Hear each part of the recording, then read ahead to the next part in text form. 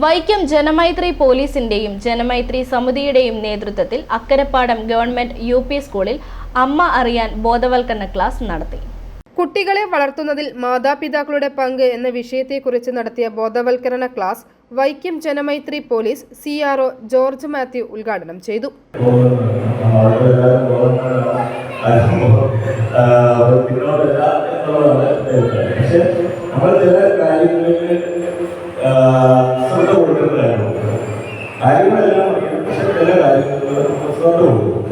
ദിവസവും നമ്മൾ ശ്രദ്ധിക്കേണ്ടതായ കാര്യങ്ങൾ, ദിവസവുമായിട്ട് അവർ ചെയ്യേണ്ട കാര്യങ്ങളുണ്ട്. അപ്പൊ അവരോട് അവരൊക്കെ ചെയ്യുന്നു, അവര് സ്കൂളിൽ പോകുന്നു, സ്കൂൾ വിട്ട് അപ്പൊ അങ്ങനെ പല കാര്യങ്ങളുണ്ട്. അതിനെക്കുറിച്ച് ഉള്ള കാര്യങ്ങൾ മനസ്സിലാക്കി എടുക്കുക.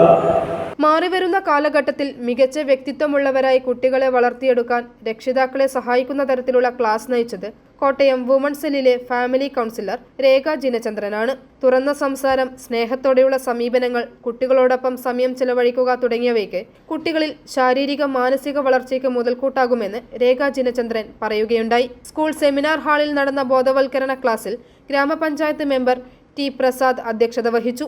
Janamaithri police sub inspector Jayan, Janamaithri സമിതി അംഗങ്ങളായ സജീവ് മഞ്ചൂരത്തിൽ, Shivan Chalungal, Sunil Kumar, school headmaster ER Natesan, KA Anju, V Anusha, Praseena Shankar KS എന്നിവർ സംസാരിച്ചു. i4U news, Vaikom.